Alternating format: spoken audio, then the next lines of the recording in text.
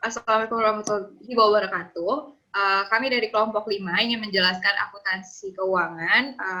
Di sini perkenalkan, nama saya Kartika Chandra Dewi dengan NIM 2020-12-11-033 dan 3 rekan saya. Yang pertama Fahrul Rozi dengan NIM 2020-12-11-030 dan Dewi Ratnasari dengan NIM 2020-12-11-031 dan terakhir Marcella Kusumanitias dengan NIM 2020-12-11-032. Next. Di sini kita akan membahas chapter 5, yaitu akuntansi untuk operasi merchandise. Tujuan pembelajaran pertama yaitu identifikasi perbedaan antara layanan dan perusahaan merchandise. Operasi menata dagangan dan sistem inventaris. Di sini ada Metro atau DEU, Carrefour, dan Tesco disebut perusahaan merchandise karena mereka membeli dan menjual barang dagangan daripada melakukan jasa sebagai sumber pendapatan utama mereka. Perusahaan merchandise yang membeli dan menjual langsung ke konsumen disebut pengecer. Perusahaan merchandise yang menjual ke pengecer dikenal sebagai grosir. Misalnya, pengecer Walgreens atau AS mungkin membeli barang dari grosir grup Kasa SA dengan CV. Retail Office Depot dapat membeli perlengkapan kantor dari grosir Corporate Express. Sumber pendapatan utama bagi perusahaan merchandise adalah menjual barang dagangan, sering disebut hanya sebagai pendapatan penjualan atau penjualan. Perusahaan perdagangan memiliki 2 kategori, yaitu harga pokok penjualan dan biaya operasi. Harga pokok penjualan adalah total harga produk penjualan selama periode tersebut. Jadi, beban ini berhubungan langsung dengan pendapatan yang diakui dari penjualan barang tersebut. Ini contohnya, pendapatan penjualan itu kurang, terus masuk ke harga pokok, ke equals, laba kotor, lanjut ke kurang, biaya operasional, ke equals lagi, laba rugi bersih. Siklus operasi itu perusahaan merchandise biasanya lebih lama daripada perusahaan jasa. Pembeli persediaan barang dagangan dan penjualan akhirnya memperpanjang siklus tersebut. Ini ada contohnya. Ini juga sama. Lalu ada arus biaya. Alur biaya untuk perusahaan merchandise adalah sebagai berikut. Persediaan awal ditambah harga pokok pembelian adalah harga pokok barang tersebut tersedia untuk dijual. Saat barang dijual, mereka ditetapkan ke harga pokok penjualan. Barang-barang yang tidak dijual pada akhir periode akuntansi merupakan persediaan akhir. Di sini ada ilustrasi menjelaskan perusahaan menggunakan salah satu dari 2 sistem produk untuk menghitung persediaan, sistem persediaan perpetual atau sistem persediaan periodik. Sistem perpetual yaitu perusahaan menyimpan catatan rinci tentang biaya setiap pembelian dan penjualan persediaan. Catatan ini terus-menerus menunjukkan inventaris yang harus ada untuk setiap item. Misalnya dealer Toyota memiliki catatan inventaris terpisah untuk setiap mobil, truk, dan van di lot dan lantai ruang pamerannya. Demikian pula toko grosir Morrison menggunakan kode batang dan pemindahan optik untuk menyimpan catatan harian setiap kotak sereal dan setiap toples agar yang dibeli dan dijual. Dalam sistem persediaan perpetual ini, perusahaan menentukan harga pokok penjualan setiap kali terjadi penjualan. Sistem periodik. Dalam sistem periodik ini, perusahaan tidak menyimpan catatan persediaan barang secara rinci selama periode tersebut. Sebaliknya, mereka menunjukkan harga pokok penjualan hanya pada akhir periode akuntansi, yaitu secara berkala. Pada saat itu, perusahaan menghitung persediaan fisik untuk menentukan harga pokok barang yang ada. Untuk menentukan harga pokok tersebut, dalam sistem persediaan periodik itu diperlukan langkah-langkahnya. Yang pertama itu tentukan harga pokok barang di tangan pada awal periode akuntansi. Yang kedua, tambahkan ke dalam biaya barang yang dapat dibeli. Yang ketiga, kurangi harga pokok barang yang ada di akhir periode akuntansi. Di sini ada ilustrasi secara grafiknya. Next. Ini contohnya. Next. Keuntungan dari sistem perpetual. Perusahaan yang menjual barang dagangan dengan nilai unit tinggi seperti mobil, furnitur, dan peralatan rumah tangga secara tradisional menggunakan sistem perpetual. Pertumbuhan penggunaan komputer dan pemindah elektronik telah memungkinkan lebih banyak perusahaan memasang sistem persediaan perpetual. Sistem persediaan perpetual dinamakan demikian karena pencatatan akuntansi secara kontinu atau secara terus-menerus menunjukkan kuantitas dan biaya persediaan yang harus ada setiap saat. Sistem persediaan perpetual memberi kontrol yang lebih baik atas persediaan daripada sistem periodik. Jadi beberapa bisnis merasa tidak perlu atau tidak ekonomis untuk berinvestasi dalam sistem persediaan perpetual komputerisasi. Banyak bisnis perdagangan kecil menemukan bahwa perangkat lunak akuntansi dasar memberi beberapa manfaat penting dari sistem persediaan perpetual. Selain itu, manajer dari beberapa bisnis kecil ini masih menemukan bahwa mereka dapat mengontrol barang dagangan mereka dan mengelola operasi sehari-hari menggunakan sistem inventaris secara berkala. Next. Tujuan pembelajaran 2, merekam pembelian barang dagangan. Mencatat pembelian di bawah sistem persediaan perpetual. Perusahaan membeli persediaan menggunakan uang tunai atau kredit. Mereka biasanya mencatat pembelian saat menerima barang dari penjual. Setiap pembelian harus didukung dengan dokumen bisnis yang diberikan bukti tertulis atas transaksi tersebut. Setiap pembelian tunai harus didukung oleh cek yang dibatalkan atau tanda terima kasir yang menunjukkan barang yang dibeli dan jumlah yang dibayarkan. Perusahaan mencatat pembelian tunai dengan peningkatan persediaan dan penurunan tunai. Faktur pembelian harus mendukung setiap pembelian kredit. Faktur ini menunjukkan harga total dan informasi yang relevan lainnya. Jadi ketika perusahaan membeli persediaan, maka perusahaan akan mendapatkan faktur. Baik. Nah, itu contoh dari faktur. Sauk Stereo membeli barang persediaan. Ada 2 jenis, yaitu prototipe papan sirkuit cetak dan sirkuit model produksi. Nah, ketika Sauk Stereo membuat jurnal, berikut pencatatan pembeliannya. Pasokan audio PW entry meningkat, debit persediaan dan peningkatan kredit akun hutang. Jadi persediaan bertambah di debit dan fakturnya karena pembeliannya kredit, maka hutangnya bertambah akun kredit 3.800. Dari sistem persediaan perpetual, perusahaan mencatat pembelian barang dagangan untuk dijual di akun persediaan. Dengan demikian, Carrefour akan menambah debit persediaan pakaian, perlengkapan olahraga, dan barang lain yang dibeli untuk dijual kembali kepada pelanggan. Next. Ongkos kirim.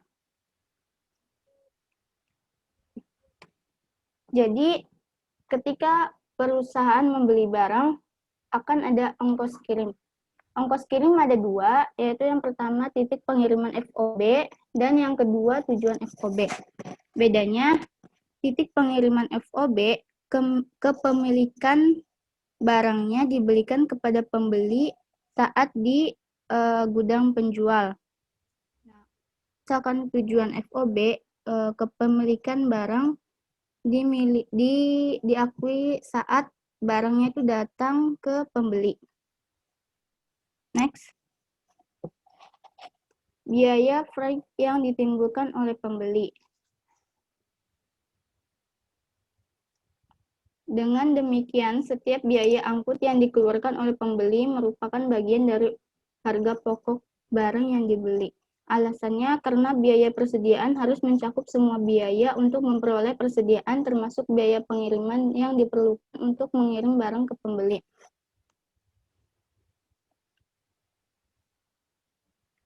Biaya pengiriman yang ditimbulkan oleh penjual. Itu nama akunnya biasanya freak out dan jurnalnya freak out di debit, kas di kredit. Next. Retur dan tunjangan pembelian. Ketika perusahaan membeli barang, kemudian barang tersebut tidak sesuai dengan keinginan pembeli atau pelanggan atau barangnya rusak, maka perusahaan bisa mengembalikan barang tersebut ke penjual. Nama akunnya retur pembelian. Next. Diskon pembelian. Diskon pembelian itu ketika perusahaan membayar jumlah pembelian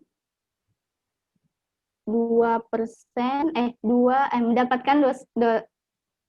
mendapatkan diskon 2% ketika perusahaan membayar dalam jangka 10 hari setelah pembelian. Ketika perusahaan tidak membayar dalam 10 hari itu, maka perusahaan tidak akan mendapatkan diskon.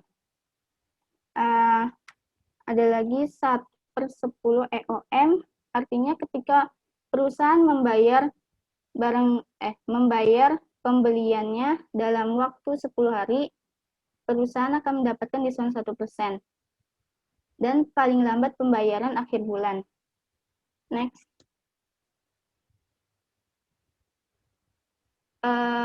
Harga mengurangi kredit persediaan dengan diskon 70 euro dan dikurangi kredit uang tunai dengan jumlah bersih terutang. Jurnalnya akun utang di debit karena berkurang, pada kas di kredit, dan inventory di kredit. Next. Ringkasan transaksi pembelian. Akun T berikut dengan deskripsi transaksi berwarna merah memberikan ringkasan dari pengaruh transaksi sebelumnya pada inventaris. Sauk Stereo awalnya membeli inventaris senilai 3.800 untuk dijual kembali. Kemudian dikembalikan barang atau retur 300, perusahaan membayar 150 untuk biaya pengiriman, dan akhirnya menerima diskon 70 euro dari saldo terutang karena dibayar dalam periode diskon. Ini menghasilkan saldo dalam persediaan 3.580. Jadi 3.800 dikurangi 300 ditambah 150 dikurangi 70. Hasilnya 3.580. Next. Tujuan pembelajaran 3 yaitu mencatat penjualan barang dagangan.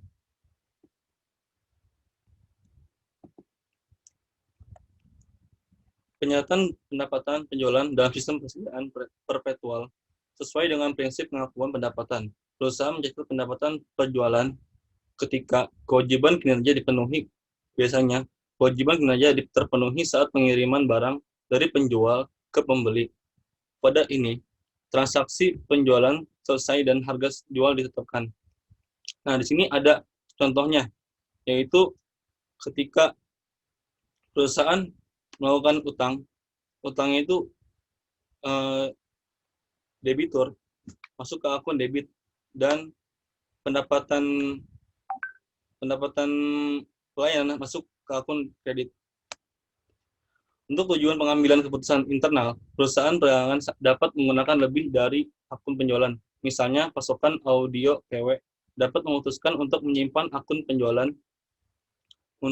perlengkapan olahraga, pakaian anak-anak, dan perangkat keras. Kebijakan periklanan dan harga pada item ini untuk memastikan semuanya optimal. Pada laporan laba rugi yang disajikan pada investor luar, perusahaan perdagangan biasanya hanya ada 2 alasan. Pertama, memberikan detail pada semua akun penjualan individual akan menambah pada laporan laba rugi.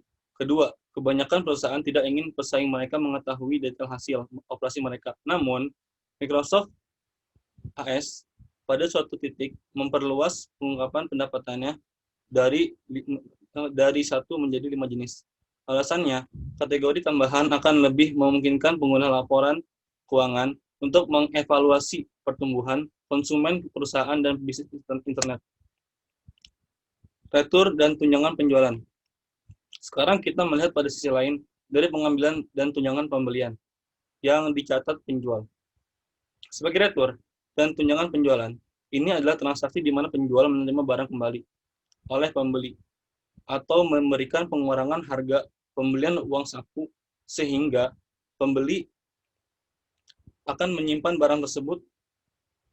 Entry PW audio supply untuk mencatat kredit untuk barang-barang yang dikembalikan melibatkan 1. Peningkatan debit atau retur. dan tunjangan penjualan atau akun kontra pendapatan penjualan, dan penurunan kredit. Piutang usaha pada harga jual 300 dan kenaikan debit. Nah, di sini ada distorsinya, yaitu retur dan tunjangan penjualan masuk ke akun debit dan piutang masuk ke akun kredit. Lalu ada tanggal 8, yaitu inventaris masuk ke akun debit dan harga pokok penjualan masuk ke akun debit, masuk ke akun kredit.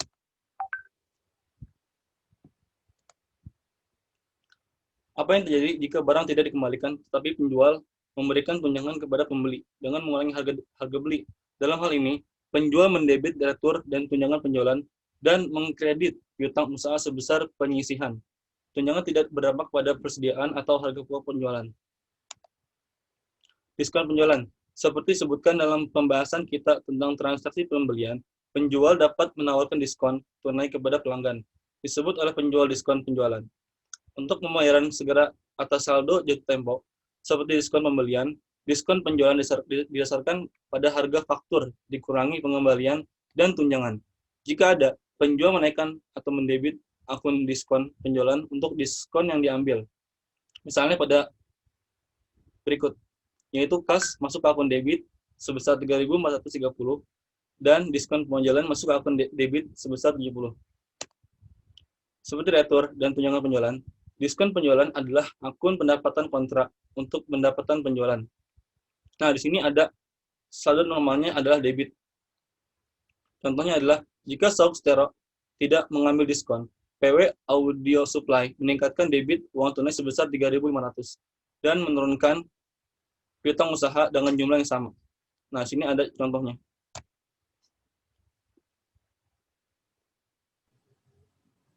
Tujuan pembelajaran siklus akuntansi untuk perusahaan merchandising. Next.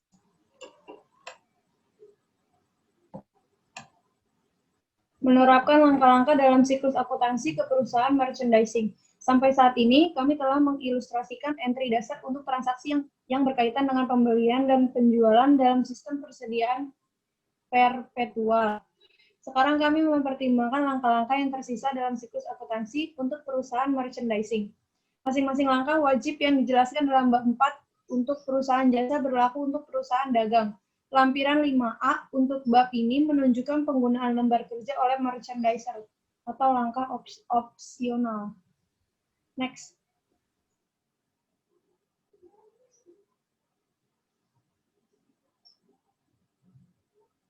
Menyesuaikan entry. Perusahaan merchandising umumnya memiliki jenis jurnal penyesuaian yang sama dengan perusahaan jasa. Namun, merchandiser yang menggunakan sistem perpetual akan memerlukan satu penyesuaian tambahan untuk membuat catatan sesuai dengan persediaan aktual yang ada. Inilah alasannya. Di akhir setiap periode, untuk tujuan kontrol, perusahaan perdagangan yang menggunakan sistem terus-menerus akan menghitung jumlah fisik barang yang ada. Saldo persediaan perusahaan yang belum disesuaikan biasanya tidak sesuai dengan jumlah sebenarnya dari persediaan yang ada. Catatan persediaan perpetual mungkin salah karena kesalahan pencatatan, pencurian, atau pemborosan. Oleh karena itu, perusahaan perlu menyesuaikan pencatatan perpetual agar jumlah persediaan yang dicatat sesuai dengan persediaan yang ada. Ini melibatkan penyesuaian persediaan dan harga pokok penjualan. Sebagai contoh, misalnya, PW Audio Supply SE memiliki saldo yang belum disesuaikan sebesar 40.500 di inventory. Melalui penghitungan fisik, PW Audio Supply menentukan bahwa persediaan barang dagangan sebenarnya pada tanggal 31 Desember adalah 40.000. Perusahaan akan membuat jurnal penyesuaian sebagai berikut. Harga pokok penjualan inventaris 40.500 dikurang 40.000, di debit 500 untuk menyesuaikan di detail 500 untuk menyesuaikan inventaris ke fisik menghitung. Penutupan entry. Perusahaan merchandising seperti perusahaan jasa menutup semua akun yang memengaruhi pendapatan bersih. Dalam ringkasan pendapatan, dalam penjumlahan, perusahaan mengkredit semua rekening sementara dengan saldo debit dan mendebit semua rekening sementara dengan saldo kredit. Seperti yang ditunjukkan di bawah ini dengan PW Audio Supply. Perhatikan bahwa pasokan audio PW menutup harga pokok penjualan keringkasan pendapatan. Ini contohnya. Setelah PW Audio Supply membukukan entry penutup, semua akun sementara memiliki saldo juga saldo laba memiliki saldo yang di bawah ke periode berikutnya. Next.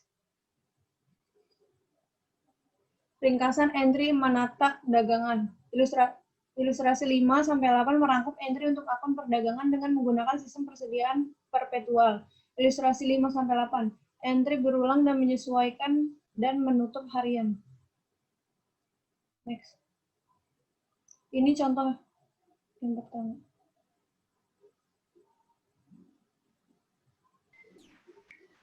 Tujuan pembelajaran yang kelima yaitu laporan keuangan untuk merchandiser. Next.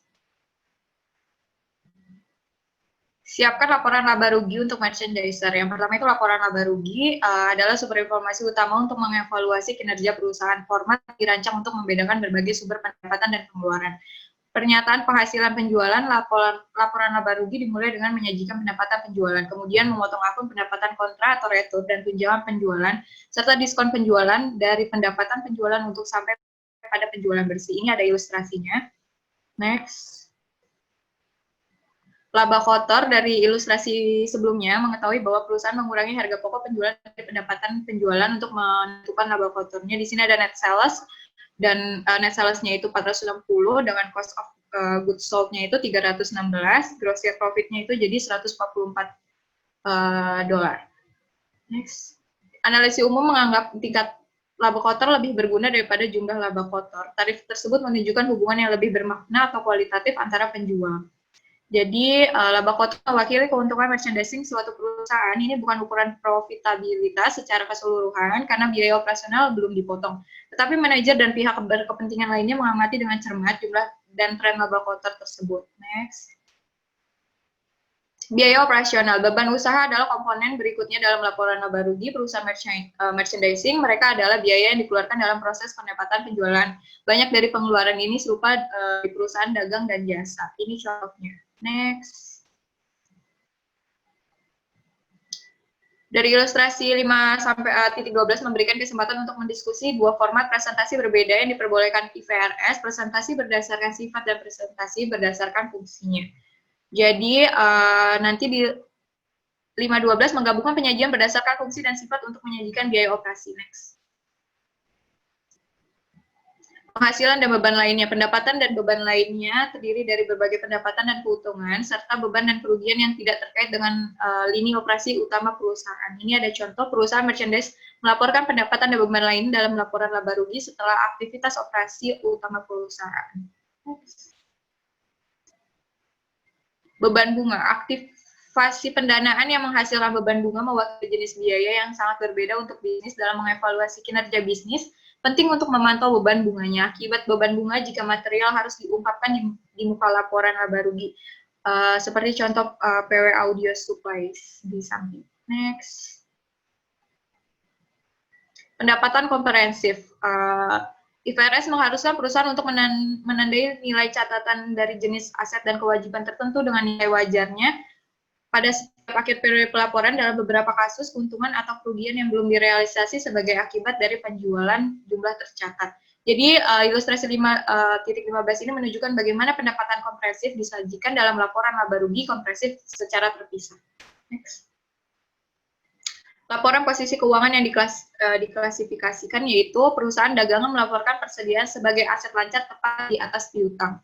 Ingat bahwa mencantumkan item aset lancar dalam urutan terbalik dari kedekatannya dengan kas likuiditas, persediaan kurang mendekati kas daripada piutang karena barang harus dijual terlebih dahulu dan kemudian mengumpulkan dari pelanggan tersebut. Ini ada ilustrasinya. Next.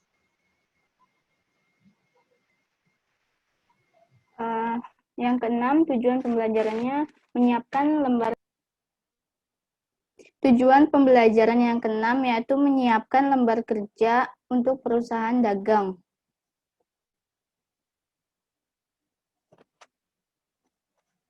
Membuat lembar kerja perusahaan dagang sama seperti membuat lembar kerja saat perusahaan jasa. Next. Pertama ada kolom buat nama-nama akunnya, yang kedua kolom untuk neraca saldo awal, yang ketiga untuk kolom penyesuaian, yang keempat neraca saldo setelah penyesuaian, yang kelima laporan laba rugi, yang keenam laporan neraca. Next. Kolom saldo percobaan. Data untuk neraca saldo berasal dari saldo buku besar pasokan audio PW pada tanggal 31 Desember. Jumlah yang ditampilkan untuk persediaan 40.500 adalah jumlah persediaan akhir tahun dari sistem persediaan perpetual. Untuk penyesuaian kolom, perusahaan dagang umumnya memiliki jenis penyesuaian yang sama dengan perusahaan jasa. Saldo uji coba yang disesuaikan. Neraca saldo yang disesuaikan menunjukkan saldo semua akun setelah penyesuaian pada akhir periode akuntansi. Next.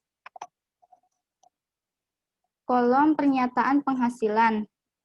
Selanjutnya, perusahaan dengan mentransfer akun saldo yang mempengaruhi laporan laba rugi dari kolom neraca saldo yang disesuaikan ke kolom laporan pendapatan. Kolom pernyataan posisi keuangan. Perbedaan utama antara posisi keuangan perusahaan jasa dan dagang adalah persediaannya. Next.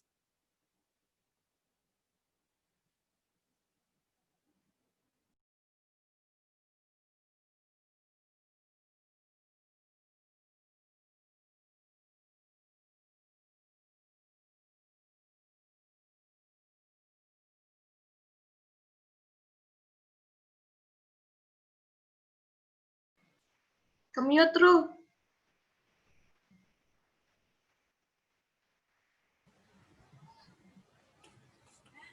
Penyertaan pembelian dan penjualan persediaan di bawah sistem persediaan berkala. Gini aja dah. Tunggu. Nanti gue crop. 7. Tujuan pembelajaran, yaitu sistem pembelajaran berkala. Pembelian dan penjualan persediaan di bawah sistem persediaan berkala adalah sistem yang dijelaskan pada bab ini. Perusahaan dapat menggunakan salah satu dari dua sistem akuntansi untuk persediaan. 1. Sistem persediaan perpetual atau 2. Sistem persediaan periodik. Dan bab ini, kami berfokus pada karakteristik sistem persediaan perpetual. Dalam lembar ini, kami membahas dan menggambarkan sistem persediaan periodik. Satu perbedaan utama antara keduanya adalah titik di mana perusahaan menghitung harga pokok penjualan. Untuk mengingat visual tentang perbedaan ini, lihat kembali ilustrasi. Menentukan harga pokok penjualan dalam sistem berkala. Menentukan harga pokok penjualan berbeda ketika sistem persediaan periodik digunakan daripada sistem perpetual. Seperti yang Anda lihat, perusahaan yang menggunakan sistem perpetual membuat entry untuk mencatat harga pokok penjualan dan mengurangi persediaan setiap kali penjualan dilakukan. Perusahaan yang menggunakan sistem periodik tidak menentukan harga pokok penjualan hingga akhir periode. Pada akhir periode, perusahaan melakukan penghitungan untuk menentukan saldo akhir persediaan dari harga pokok barang yang tersedia untuk dijual. Barang tersedia untuk dijual adalah jumlah dari persediaan awal ditambah harga pokok penjualan seperti yang ditunjukkan pada ilustrasi berikut. Nah, jadi ini adalah contoh jurnal dari transaksi penjualan. Perhatikan bahwa elemen dasar dari ilustrasi 5B strip 1 disorot dalam ilustrasi B strip 2. Anda akan mempelajari lebih lanjut di bab 6 tentang cara menentukan harga pokok penjualan. Mencatat transaksi barang dagangan. Dalam sistem persediaan periodik, perusahaan mencatat pendapatan dari penjualan barang dagangan saat penjualan dilakukan, seperti dalam sistem perpetual. Berbeda dengan sistem perpetual, bagaimanapun perusahaan tidak berusaha pada tanggal penjualan untuk mencatat harga pokok penjualan. Sebaliknya, mereka menghitung persediaan fisik pada akhir periode untuk menentukan 1. Harga pokok barang dagangan yang dimiliki, dan 2. Harga pokok penjualan selama periode tersebut. Dan di bawah ini sistem periodik, perusahaan mencatat pembelian barang dagangan dan pembelian akun daripada akun inventaris. Merekam pembelian barang dagangan. Merekam pembelian barang dagangan berdasarkan faktur penjualan dan penerimaan barang dagangan yang dipesan dari PW Audio Supply. Sauk Stereo mencatat 3.800 pembelian sebagai berikut, yaitu akun payable berada di sisi debit sebesar 3.800 dan record good purchase berada di akun kredit sebesar 3.800. Ongkos kirim. Ketika pembeli secara langsung menanggung biaya pengiriman, ia mendebit akun freight in atau transportation. Misalnya, jika Sauk Stereo membayar Acme Freight Company sebesar 150 untuk biaya pengiriman atas pembeliannya dari PW Audi Supply pada tanggal 6 Mei, entry di buku Sauk Stereo adalah, yang pertama itu adalah di debit sebesar 150, yaitu akun freight in atau transportation. Di akun kredit yaitu kas sebesar 150. Seperti pembelian, freight in adalah akun sementara yang saldo normalnya adalah debit. Freight in adalah bagian dari harga pokok penjualan pembelian. Alasannya bahwa harga pokok barang yang harus dibeli harus mencakup semua biaya pengiriman dari penjual kepada pembeli. Pengembalian dan tanggung jawab pembelian. Sauk Stereo mengembalikan 300 kepada PW Audio Supply dan menyiapkan entry berikut untuk mengenali pengembaliannya. Mei tanggal 8, akun hutang sebesar 300 di debit dan retur dan tunjangan pembelian di akun kredit sebesar 300. Retur dan tunjangan pembelian adalah rekening sementara yang saldo normalnya adalah kredit. Diskon pembelian. Pada tanggal 14 Mei, Sauk Stereo membayar saldo yang jatuh tempo pada PW Audio Supply menggunakan potongan tunai sebesar 2% yang diizinkan oleh PW Audio Supply untuk pembayaran dalam waktu 10 hari. Sauk Stereo mencatat pembayaran dan diskon sebagai berikut. Mei tanggal 14, akun payable sebesar 3.500 dan diskon sebesar 3.500 dikali 0,2 yaitu 70 di sisi kredit dan kas sebesar 3.430 di sisi kredit. Mencatat penjualan barang dagangan. Penjual PW Audi Supply mencatat penjualan barang dagangan senilai 3.800 kepada Sauk Stereo pada tanggal 4 Mei, yaitu sebagai berikut. Piutang di debit sebesar 3.800, pendapatan penjualan di kredit sebesar 3.800. Pengembalian penjualan, yaitu untuk mencatat pengembalian barang yang diterima dari Sauk Stereo pada tanggal 8 Mei. PW Audi Supply pengembalian penjualan sebesar 300, yaitu di transaksinya sebesar retur dan tunjangan penjualan di sisi debit dan piutang di sisi kredit. Diskon penjualan. PW Audi Supply menerima pembayaran sebesar 3.430 secara kredit dari Stereo. PW Audi Supply menghargai diskon tunai 2% dan mencatat pembayaran seluruh piutang sebagai berikut, yaitu kas di debit sebesar 3.430 dan diskon sebesar 70, serta akun receivable atau piutang sebesar 3.500.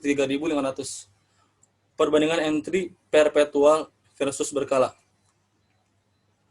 Itu akan dijelaskan sebagai ilustrasi berikut. Menjurnal dan memposting entry penutup.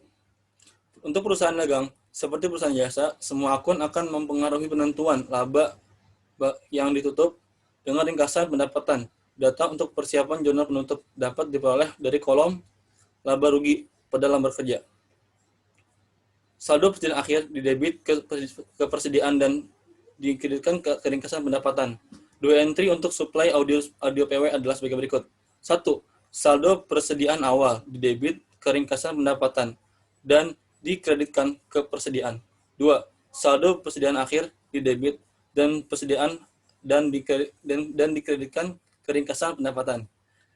Yaitu transaksinya sebagai berikut. Income summary sebesar 36.000, inventory sebesar 36.000 di sisi kredit. Dan untuk penutupannya adalah inventory kebalikannya, yang awalnya kredit karena penutupan kembali ke akun debit, yaitu sebesar 40.000 dan income summary sebesar 40.000 sebagai penyeimbang. Nah, ini ada contoh transaksinya. Inventory sebesar 35.000. Seringkali penutupan persediaan disertakan dengan entry penutup lainnya, seperti yang ditunjukkan pada halaman berikutnya untuk pasokan audio PW. Nah, ini adalah contoh ilustrasinya. Setelah entry penutup diposting, semua akun sementara memiliki saldo 0. Selain itu, saldo laba memiliki saldo kredit sebesar 48.000, yaitu terbagi dari saldo awal ditambah pendapatan bersih dikurang dividen, yaitu 33.000 ditambah 30.000 dikurang 15.000. Menggunakan lembar kerja. Seperti yang ditunjukkan pada bab 4, lembar kerja memungkinkan perusahaan untuk menyiapkan laporan keuangan sebelum membuat jurnal. Kolom saldo percobaan. Data untuk saldo berdasarkan dari saldo buku besar pasokan audio PW pada tanggal 31 Desember. Jumlah yang ditampilkan untuk persediaan adalah 36.000 adalah jumlah persediaan awal dari sistem persediaan periodik. Berikutnya adalah penyesuaian kolom. Perusahaan merchandise umumnya memiliki jenis penyesuaian yang sama dengan perusahaan jasa, seperti yang Anda lihat pada lembar kerja yang tadi. Kolom pernyataan penghasilan. PW Audi Supply mentransfer akun dan saldo yang mempengaruhi laporan laba rugi dalam kolom neraca saldo ke akun kolom laporan laba rugi. Perusahaan menunjukkan pendapatan penjualan sebesar 480.000 di kolom kredit. Ini menunjukkan akun kontra pendapatan, retur dan tunjangan penjualan sebesar 12.000 dan diskon penjualan sebesar 8.000 di kolom kredit. Di kolom debit. Selisih 460.000 adalah penjualan bersih yang ditunjukkan pada laporan laba rugi. Ini adalah contoh dari worksheet atau laporan kertas kerja pada perusahaan jasa, pada perusahaan dagang. Prosedur lembar kerja untuk akun persediaan mendapat komentar khusus. Saldo awal 36.000 diperpanjang dari kolom neraca saldo. Disesuaikan ke kolom debit laporan laba rugi. Dapat ditambahkan dalam laporan harga pokok barang. 2. Persediaan akhir sebesar 40.000. Nah, ini adalah contoh dari ilustrasi yang disebutkan tadi. Kolom pernyataan posisi keuangan. Perbedaan utama antara laporan posisi keuangan perusahaan jasa adalah perusahaan dagang adalah persediaan. PW Audi Supply menunjukkan persediaan akhir sebesar 40.000 di kolom debit. Dan saldo awal laba ditahan adalah 33.000, dividen adalah 15.000. Hasil laba bersih bila jumlah kolom debit melebihi jumlah kolom kredit pada kolom laporan posisi keuangan. Hasil kerugian bersih ketika total kredit melebihi total saldo debit.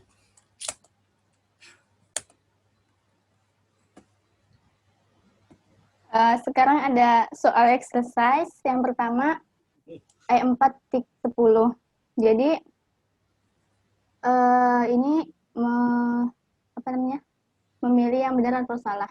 Jika salah, maka diidentifikasikan.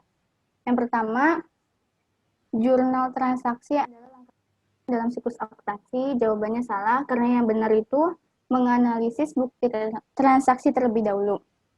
Yang kedua, jurnal pembalik adalah langkah yang diperlukan dalam siklus akuntansi. Jawabannya kurang tepat atau salah. Yang benar yaitu buku pilihan menjalankan prosedur. Yang ketiga, jurnal koreksi tidak harus menjadi bagian dari siklus akuntansi. Itu jawabannya benar. Yang keempat, jika lembar kerja disiapkan, beberapa langkah dari siklus akuntansi digabungkan ke dalam worksheet. Jawabannya benar. Yang kelima, siklus akuntansi dimulai dengan menganalisis buku transaksi dan diakhiri dengan posting neraca saldo setelah penutupan, yaitu jawabannya benar. Yang keenam, semua langkah dalam siklus akuntansi dilakukan dalam sehari-hari selama periode akuntansi. Jawabannya salah. Yang benar yaitu ada 1 sampai 3 dilakukan setiap hari, yaitu menganalisis bukti transaksi, mencatat jurnal transaksi, memposting ke buku besar. Langkah keempat dan ketujuh dilakukan secara bulanan atau kuartalan atau tahunan, yaitu membuat neraca saldo, jurnal penyesuaian, neraca saldo setelah penyesuaian, membuat laporan keuangan. Langkah yang ke-8 sampai 9 dilakukan secara tahunan atau sesuai periode akuntansinya. Itu jurnal penutup, neraca saldo setelah penutupan. Yang ketujuh, langkah posting buku besar terjadi sebelum langkah jurnal transaksi. Jawabannya salah.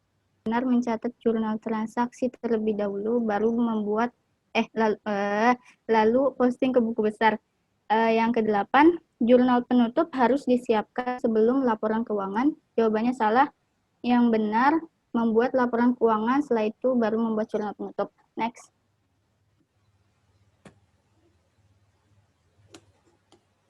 Ini soal exercise 4.2. Di situ kita melengkapi worksheet. Jadi di kolom laporan laba rugi, kita mencatat pendapatan di kredit dan mencatat beban-beban di debit. Untuk kolom neraca, itu sisanya dari laporan laba rugi, seperti kas, piutang, utang. Next.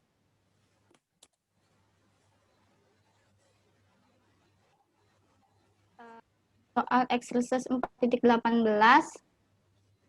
yaitu perusahaan membayar gaji 12.000 setiap hari Senin untuk 5 hari, yaitu dari Senin sampai Jumat.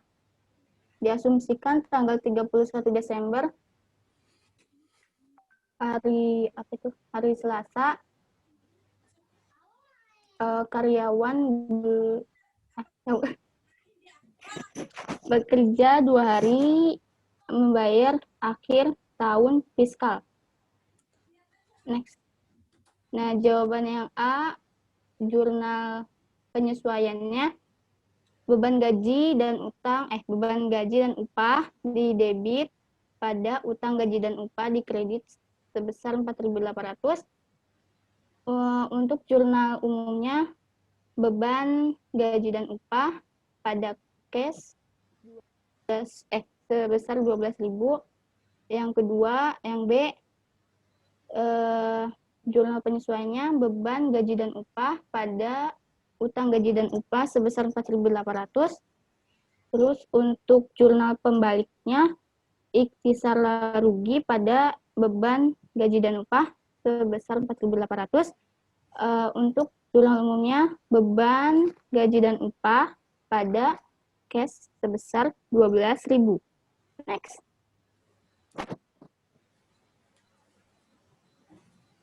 Ini soal untuk problem P4.5. Jawaban yang A. Next. Untuk jawaban yang A, Juli tanggal 1, kas di debit 20.000, modal di kredit 20.000, kendaraan di debit 12.000, di kas 12.000, utang di debit 2.100, persediaan kas di kredit 4.000, utang di kredit 8.000, persediaan di debit 2.100, utang 2.100, asuransi prabayar di debit 1.800, kas 1.800, piutang 4.500 di debit, di kredit 4.500, kendaraan 1.500 di debit, persediaan 1.400 di debit, kas 2.900 di kredit, beban gaji 2.800 di debit, kas 2.800 di kredit, kas 3.400 di debit, 3.400 piutang di kredit, piutang 6.000 di debit, pendapatan 6.000 di kredit, beban BBM 350 di debit, kas di kredit 350, dividen 5.600 di debit, kas 5.600 di kredit, totalnya 61.450.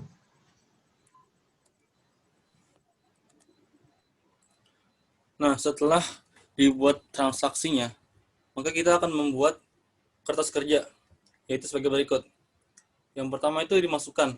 Setelah transaksi yang tadi telah dijumlah, maka mendapatkanlah hasil di NS atau neraca saldo, yaitu kas sebesar yang data di sini. Nah, setelah itu kita masukkan penyesuaian atas transaksi yang terjadi pada bulan Juli, yaitu sebesar perubahan piutang 2.700 di debit dan perubahan persediaan 2.900 di kredit, serta asuransi prabayar perubahannya 150 di kredit, dan lain sebagainya. Nah, setelah kita disesuaikan mana akun yang debit dan kredit, maka telah didapatkanlah NSSD atau neraca saldo setelah disesuaikan. Nah, setelah itu kita akan mencari laba bersih, yaitu pendapatan dikurang beban. Di sini pendapatannya sebesar 13.200 dikurang beban yang ditotal sebesar 7.700. Nah, dapatlah laba bersih sebesar 5.500. Selanjutnya, setelah kita mencari laporan laba bersih, kita akan mencari laporan posisi keuangan setelah disesuaikan, yaitu tinggal memasukkan aktiva tetap dari transaksinya yang totalnya sebesar 5.500 di akun debit.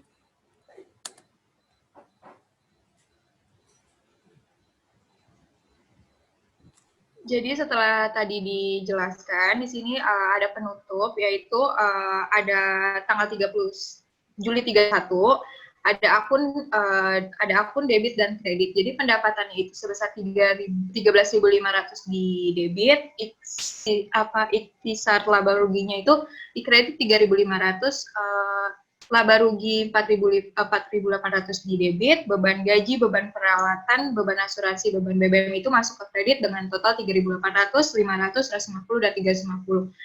Pada laba rugi itu masuk di debit sebesar 100, laba ditahan 100, di kredit, laba ditahan dividennya itu di debit 5.600 dan di kredit juga sama 5.600. Jadi jurnal setelah penutupannya itu akunnya itu debit dan kredit, kas sebesar 5.950 di debit, piutangnya sebesar 9.800 di debit, persediaan 600 di debit, asuransi prabayar sebesar 1.650 di debit, akumulasi penyusunan peralatan itu masuk ke dalam kredit sebesar 500, kendaraan masuk di dalam debit sebesar 13.500, utangnya masuk ke dalam kredit sebesar 10.100, modalnya masuk ke dalam kredit sebesar 20.000, utang gaji sebesar 1.000 masuk di dalam kredit, laba ditahan masuk di dalam debit sebesar 100, totalnya menjadi 31.600 di debit dan di kredit 31.600 jadi balance.